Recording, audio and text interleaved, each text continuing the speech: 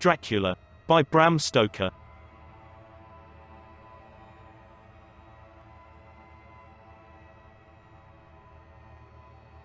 Chapter 4. Jonathan Harker's Journal, continued. I awoke in my own bed. If it be that I had not dreamt, the Count must have carried me here.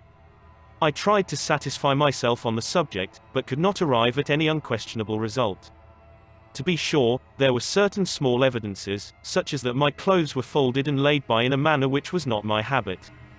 My watch was still unwound, and I am rigorously accustomed to wind it the last thing before going to bed, and many such details. But these things are no proof, for they may have been evidences that my mind was not as usual, and, from some cause or another, I had certainly been much upset. I must watch for proof. Of one thing I am glad, if it was that the Count carried me here and undressed me, he must have been hurried in his task, for my pockets are intact. I am sure this diary would have been a mystery to him which he would not have brooked. He would have taken or destroyed it. As I look round this room, although it has been to me so full of fear, it is now a sort of sanctuary, for nothing can be more dreadful than those awful women, who were waiting to suck my blood. The 18th of May. I have been down to look at that room again in daylight, for I must know the truth. When I got to the doorway at the top of the stairs I found it closed. It had been so forcibly driven against the jamb that part of the woodwork was splintered. I could see that the bolt of the lock had not been shot, but the door is fastened from the inside. I fear it was no dream, and must act on this surmise. The 9th of May. I am surely in the toils. Last night the Count asked me in the suavest tones to write 3 letters, one saying that my work here was nearly done, and that I should start for home within a few days, another that I was starting on the next morning from the time of the letter, and the third that I had left the castle and arrived at Bistritz. I would fain have rebelled, but felt that in the present state of things it would be madness to quarrel openly with the Count whilst I am so absolutely in his power, and to refuse would be to excite his suspicion and to arouse his anger. He knows that I know too much, and that I must not live, lest I be dangerous to him. My only chance is to prolong my opportunities. Something may occur which will give me a chance to escape. I saw in his eyes something of that gathering wrath which was manifest when he hurled that fair woman from him. He explained to me that posts were few and uncertain, and that my writing now would ensure ease of mind to my friends, and he assured me with so much impressiveness that he would countermand the later letters, which would be held over at Bistritz until due time in case chance would admit of my prolonging my stay, that to oppose him would have been to create new suspicion. I therefore pretended to fall in with his views, and asked him what dates I should put on the letters. He calculated a minute, and then said, "The first should be June 12th, the second June 19th, and the third June 29th. I know now the span of my life. God help me. The 28th of May. There is a chance of escape, or at any rate of being able to send word home. A band of Cisgani have come to the castle, and are encamped in the courtyard. These Cisgani are gypsies, I have notes of them in my book. They are peculiar to this part of the world, though allied to the ordinary gypsies all the world over. There are thousands of them in Hungary and Transylvania, who are almost outside all law. They attach themselves as a rule to some great noble or boyar, and call themselves by his name. They are fearless and without religion, save superstition, and they talk only their own varieties of the Romany tongue. I shall write some letters home, and shall try to get them to have them posted. I have already spoken them through my window to begin acquaintanceship. They took their hats off and made obeisance and many signs, which, however, I could not understand any more than I could their spoken language. I have written the letters. Mina's is in shorthand, and I simply ask Mr. Hawkins to communicate with her. To her I have explained my situation, but without the horrors which I may only surmise. It would shock and frighten her to death were I to expose my heart to her. Should the letters not carry, then the Count shall not yet know my secret or the extent of my knowledge. I have given the letters, I threw them through the bars of my window with a gold piece, and made what signs I could to have them posted. The man who took them pressed them to his heart and bowed, and then put them in his cap. I could do no more. I stole back to the study, and began to read. As the Count did not come in, I have written here. The Count has come. He sat down beside me, and said in his smoothest voice as he opened 2 letters. The Cisgani has given me these, of which, though I know not whence they come, I shall, of course, take care. See, he must have looked at it, one is from you, and to my friend Peter Hawkins, the other." Here he caught sight of the strange symbols as he opened the envelope, and the dark look came into his face, and his eyes blazed wickedly. "The other is a vile thing, an outrage upon friendship and hospitality. It is not signed. Well, so it cannot matter to us." And he calmly held letter and envelope in the flame of the lamp till they were consumed. Then he went on. "The letter to Hawkins, that I shall, of course, send on, since it is yours. Your letters are sacred to me. Your pardon, my friend, that unknowingly I did break the seal. Will you not cover it again?" He held out the letter to me, and with a courteous bow handed me a clean envelope. I could only redirect it and hand it to him in silence. When he went out of the room I could hear the key turn softly. A minute later I went over and tried it, and the door was locked. When, an hour or two after, the Count came quietly into the room, his coming awakened me, for I had gone to sleep on the sofa. He was very courteous and very cheery in his manner, and seeing that I had been sleeping, he said, "So, my friend, you are tired. Get to bed. There is the surest rest. I may not have the pleasure to talk tonight, since there are many labors to me, but you will sleep, I pray." I passed to my room and went to bed, and, strange to say, slept without dreaming. Despair has its own calms. The 31st of May. This morning when I woke I thought I would provide myself with some paper and envelopes from my bag and keep them in my pocket, so that I might write in case I should get an opportunity, but again a surprise, again a shock. Every scrap of paper was gone, and with it all my notes, my memoranda, relating to railways and travel, my letter of credit, in fact all that might be useful to me were I once outside the castle. I sat and pondered a while, and then some thought occurred to me, and I made search of my portmanteau and in the wardrobe where I had placed my clothes. The suit in which I had travelled was gone, and also my overcoat and rug. I could find no trace of them anywhere. This looked like some new scheme of villainy. The 17th of June. This morning, as I was sitting on the edge of my bed cudgelling my brains, I heard without a cracking of whips and pounding and scraping of horses' feet up the rocky path beyond the courtyard. With joy I hurried to the window, and saw drive into the yard 2 great letter wagons, each drawn by 8 sturdy horses, and at the head of each pair a Slovak, with his wide hat, great nail-studded belt, dirty sheepskin, and high boots. They had also their long staves in hand. I ran to the door, intending to descend and try and join them through the main hall, as I thought that way might be opened for them. Again a shock, my door was fastened on the outside. Then I ran to the window and cried to them. They looked up at me stupidly and pointed, but just then the hetman of the Sizgani came out, and seeing them pointing to my window, said something, at which they laughed. Henceforth no effort of mine, no piteous cry or agonized entreaty, would make them even look at me. They resolutely turned away. The letter wagons contained great, square boxes, with handles of thick rope. These were evidently empty by the ease with which the Slovaks handled them, and by their resonance as they were roughly moved. When they were all unloaded and packed in a great heap in one corner of the yard, the Slovaks were given some money by the Sizgani, and spitting on it for luck, lazily went each to his horse's head. Shortly afterwards, I heard the cracking of their whips die away in the distance. The 24th of June, before morning. Last night the Count left me early, and locked himself into his own room. As soon as I dared I ran up the winding stair, and looked out of the window, which opened south. I thought I would watch for the Count, for there is something going on. The Sizgani are quartered somewhere in the castle and are doing work of some kind. I know it, for now and then I hear a faraway muffled sound as of mattock and spade, and, whatever it is, it must be the end of some ruthless villainy. I had been at the window somewhat less than half an hour, when I saw something coming out of the Count's window. I drew back and watched carefully, and saw the whole man emerge. It was a new shock to me to find that he had on the suit of clothes which I had worn whilst travelling here, and slung over his shoulder the terrible bag which I had seen the women take away. There could be no doubt as to his quest, and in my garb, too. This, then, is his new scheme of evil, that he will allow others to see me, as they think, so that he may both leave evidence that I have been seen in the towns or villages posting my own letters, and that any wickedness which he may do shall by the local people be attributed to me. It makes me rage to think that this can go on, and whilst I am shut up here, a veritable prisoner, but without that protection of the law which is even a criminal's right and consolation. I thought I would watch for the Count's return, and for a long time sat doggedly at the window. Then I began to notice that there were some quaint little specks floating in the rays of the moonlight. They were like the tiniest grains of dust, and they whirled round and gathered in clusters in a nebulous sort of way. I watched them with a sense of soothing, and a sort of calm stole over me. I leaned back in the embrasure in a more comfortable position, so that I could enjoy more fully the aerial gambling. Something made me start up, a low, piteous howling of dogs somewhere far below in the valley, which was hidden from my sight.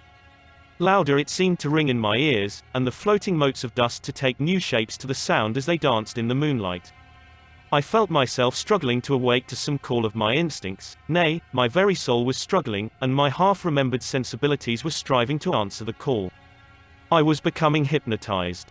Quicker and quicker danced the dust, the moonbeams seemed to quiver as they went by me into the mass of gloom beyond. More and more they gathered till they seemed to take dim phantom shapes. And then I started, broad awake and in full possession of my senses, and ran screaming from the place. The phantom shapes, which were becoming gradually materialized from the moonbeams, were those of the three ghostly women to whom I was doomed. I fled, and felt somewhat safer in my own room, where there was no moonlight and where the lamp was burning brightly. When a couple of hours had passed, I heard something stirring in the Count's room, something like a sharp wail quickly suppressed, and then there was silence, deep, awful silence, which chilled me. With a beating heart, I tried the door, but I was locked in my prison, and could do nothing. I sat down and simply cried. As I sat, I heard a sound in the courtyard without, the agonized cry of a woman. I rushed to the window, and throwing it up, peered out between the bars. There, indeed, was a woman with disheveled hair, holding her hands over her heart as one distressed with running. She was leaning against a corner of the gateway. When she saw my face at the window, she threw herself forward, and shouted in a voice laden with menace, "Monster, give me my child." She threw herself on her knees, and raising up her hands, cried the same words in tones which wrung my heart. Then she tore her hair and beat her breast, and abandoned herself to all the violences of extravagant emotion. Finally, she threw herself forward, and, though I could not see her, I could hear the beating of her naked hands against the door. Somewhere high overhead, probably on the tower, I heard the voice of the Count calling in his harsh, metallic whisper. His call seemed to be answered from far and wide by the howling of wolves. Before many minutes had passed, a pack of them poured, like a pent-up dam when liberated, through the wide entrance into the courtyard. There was no cry from the woman, and the howling of the wolves was but short. Before long they streamed away singly, licking their lips. I could not pity her, for I knew now what had become of her child, and she was better dead. What shall I do? What can I do? How can I escape from this dreadful thing of night and gloom and fear? The 25th of June, morning. No man knows till he has suffered from the night how sweet and how dear to his heart and eye the morning can be. When the sun grew so high this morning that it struck the top of the great gateway opposite my window, the high spot which it touched seemed to me as if the dove from the ark had lighted there. My fear fell from me as if it had been a vaporous garment which dissolved in the warmth. I must take action of some sort whilst the courage of the day is upon me. Last night one of my post-dated letters went to post, the first of that fatal series which is to blot out the very traces of my existence from the earth. Let me not think of it. Action. It has always been at night time that I have been molested or threatened, or in some way in danger or in fear. I have not yet seen the Count in the daylight. Can it be that he sleeps when others wake, that he may be awake whilst they sleep? If I could only get into his room. But there is no possible way. The door is always locked, no way for me. Yes, there is a way, if one dares to take it.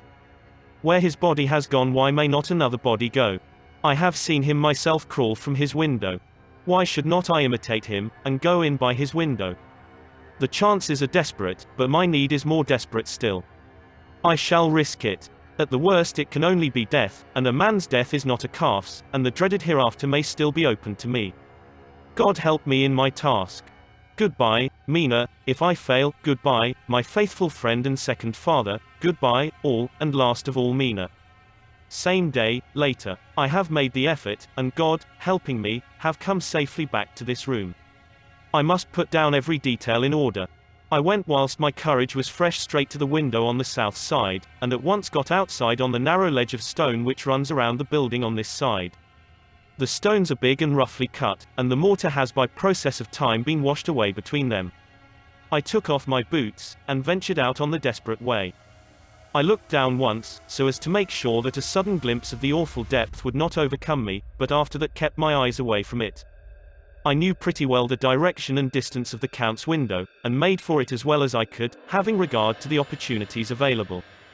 I did not feel dizzy, I suppose I was too excited, and the time seemed ridiculously short till I found myself standing on the windowsill and trying to raise up the sash.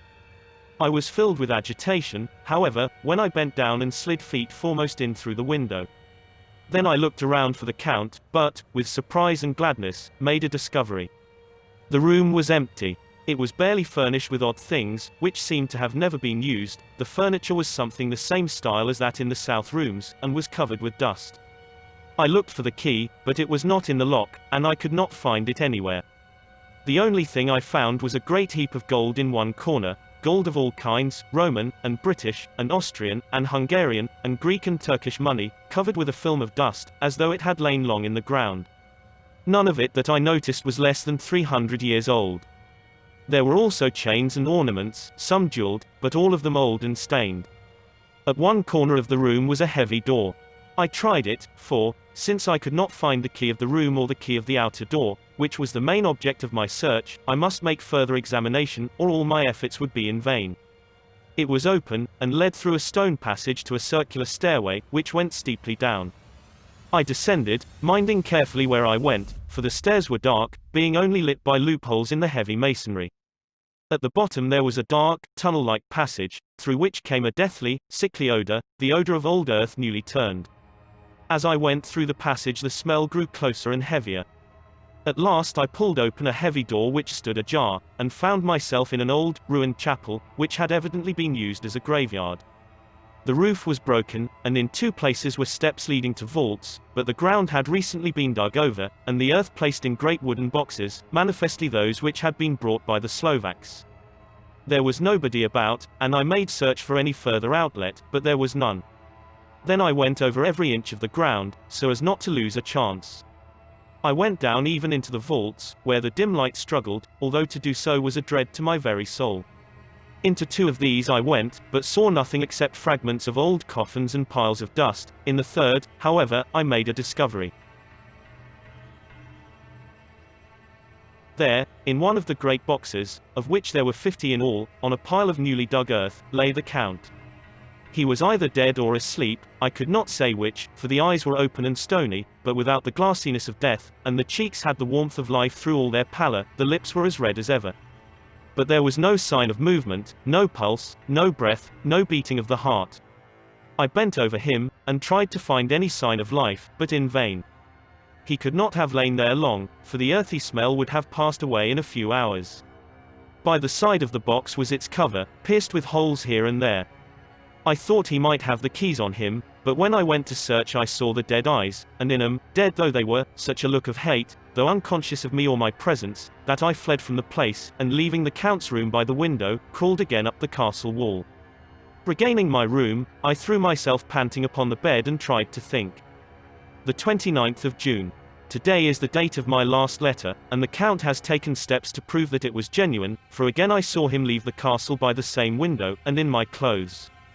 As he went down the wall, lizard fashion, I wished I had a gun or some lethal weapon, that I might destroy him, but I fear that no weapon wrought alone by man's hand would have any effect on him. I dared not wait to see him return, for I feared to see those weird sisters. I came back to the library, and read there till I fell asleep. I was awakened by the Count, who looked at me as grimly as a man can look as he said, "Tomorrow, my friend, we must part. You return to your beautiful England, I to some work which may have such an end that we may never meet. Your letter home has been dispatched. Tomorrow I shall not be here, but all shall be ready for your journey. In the morning come the Sizgani, who have some labors of their own here, and also come some Slovaks. When they have gone, my carriage shall come for you, and shall bear you to the Borgo Pass to meet the diligence from Bukovina to Bistritz. But I am in hopes that I shall see more of you at Castle Dracula." I suspected him, and determined to test his sincerity. Sincerity. It seems like a profanation of the word to write it in connection with such a monster, so I asked him point blank. "Why may I not go tonight?" "Because, dear sir, my coachman and horses are away on a mission." Quote. But I would walk with pleasure. I want to get away at once. He smiled, such a soft, smooth, diabolical smile that I knew there was some trick behind his smoothness. He said, "And your baggage? I do not care about it. I can send for it some other time." The Count stood up, and said, with a sweet courtesy which made me rub my eyes, it seemed so real. "You English have a saying which is close to my heart, for its spirit is that which rules our boyars, welcome the coming, speed the parting guest. Come with me, my dear young friend. Not an hour shall you wait in my house against your will, though sad am I at your going, and that you so suddenly desire it. Come." With a stately gravity, he, with the lamp, preceded me down the stairs and along the hall. Suddenly he stopped. Hark! Close at hand came the howling of many wolves. It was almost as if the sound sprang up at the rising of his hand, just as the music of a great orchestra seems to leap under the baton of the conductor. After a pause of a moment, he proceeded, in his stately way, to the door, drew back the ponderous bolts, unhooked the heavy chains, and began to draw it open. To my intense astonishment I saw that it was unlocked. Suspiciously, I looked all round, but could see no key of any kind. As the door began to open, the howling of the wolves without grew louder and angrier, their red jaws, with champing teeth, and the blunt-clawed feet as they leaped, came in through the opening door. I knew then that to struggle at the moment against the Count was useless. With such allies as these at his command, I could do nothing. But still the door continued slowly to open, and only the Count's body stood in the gap. Suddenly it struck me that this might be the moment and means of my doom. I was to be given to the wolves, and at my own instigation. There was a diabolical wickedness in the idea great enough for the Count, and as a last chance I cried out, "Shut the door, I shall wait till morning," and covered my face with my hands to hide my tears of bitter disappointment. With one sweep of his powerful arm, the Count threw the door shut, and the great bolts clanged and echoed through the hall as they shot back into their places. In silence we returned to the library, and after a minute or two I went to my own room. The last I saw of Count Dracula was his kissing his hand to me, with a red light of triumph in his eyes, and with a smile that Judas in hell might be proud of. When I was in my room and about to lie down, I thought I heard a whispering at my door. I went to it softly and listened. Unless my ears deceived me, I heard the voice of the Count. "Back, back, to your own place. Your time is not yet come. Wait. Have patience. Tonight is mine. Tomorrow night is yours." There was a low, sweet ripple of laughter, and in a rage I threw open the door, and saw without the three terrible women licking their lips. As I appeared they all joined in a horrible laugh, and ran away. I came back to my room and threw myself on my knees. It is then so near the end. Tomorrow. Tomorrow. Lord, help me, and those to whom I am dear. The 30th of June, morning. These may be the last words I ever write in this diary. I slept till just before the dawn, and when I woke threw myself on my knees, for I determined that if death came he should find me ready. At last I felt that subtle change in the air, and knew that the morning had come. Then came the welcome cock-crow, and I felt that I was safe. With a glad heart, I opened my door and ran down to the hall. I had seen that the door was unlocked, and now escape was before me. With hands that trembled with eagerness, I unhooked the chains and drew back the massive bolts. But the door would not move. Despair seized me. I pulled, and pulled, at the door, and shook it till, massive as it was, it rattled in its casement. I could see the bolt shot. It had been locked after I left the Count. Then a wild desire took me to obtain that key at any risk, and I determined then and there to scale the wall again and gain the Count's room. He might kill me, but death now seemed the happier choice of evils. Without a pause I rushed up to the east window, and scrambled down the wall, as before, into the Count's room. It was empty, but that was as I expected. I could not see a key anywhere, but the heap of gold remained. I went through the door in the corner and down the winding stair and along the dark passage to the old chapel. I knew now well enough where to find the monster I sought. The great box was in the same place, close against the wall, but the lid was laid on it, not fastened down, but with the nails ready in their places to be hammered home. I knew I must reach the body for the key, so I raised the lid, and laid it back against the wall, and then I saw something which filled my very soul with horror. There lay the Count, but looking as if his youth had been half renewed, for the white hair and moustache were changed to dark iron grey, the cheeks were fuller, and the white skin seemed ruby red underneath. The mouth was redder than ever, for on the lips were gouts of fresh blood, which trickled from the corners of the mouth and ran over the chin and neck. Even the deep, burning eyes seemed set amongst swollen flesh, for the lids and pouches underneath were bloated. It seemed as if the whole awful creature was simply gorged with blood. He lay like a filthy leech, exhausted with his repletion. I shuddered as I bent over to touch him, and every sense in me revolted at the contact, but I had to search, or I was lost. The coming night might see my own body a banquet in a similar way to those horrid three. I felt all over the body, but no sign could I find of the key. Then I stopped and looked at the Count. There was a mocking smile on the bloated face which seemed to drive me mad. This was the being I was helping to transfer to London, where, perhaps, for centuries to come he might, amongst its teeming millions, satiate his lust for blood, and create a new and ever-widening circle of semi-demons to batten on the helpless. The very thought drove me mad. A terrible desire came upon me to rid the world of such a monster. There was no lethal weapon at hand, but I seized a shovel which the workmen had been using to fill the cases, and lifting it high, struck, with the edge downward, at the hateful face. But as I did so the head turned, and the eyes fell full upon me, with all their blaze of basilisk horror.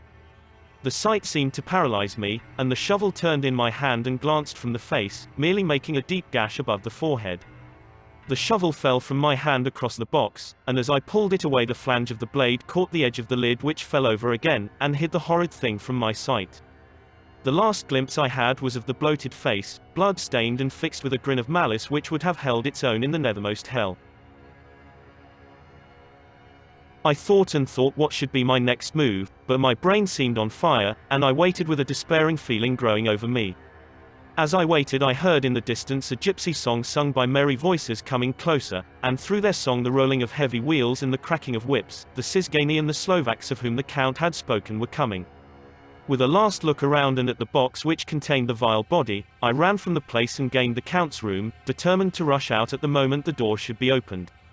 With strained ears, I listened, and heard downstairs the grinding of the key in the great lock and the falling back of the heavy door. There must have been some other means of entry, or someone had a key for one of the locked doors. Then there came the sound of many feet tramping and dying away in some passage which sent up a clanging echo.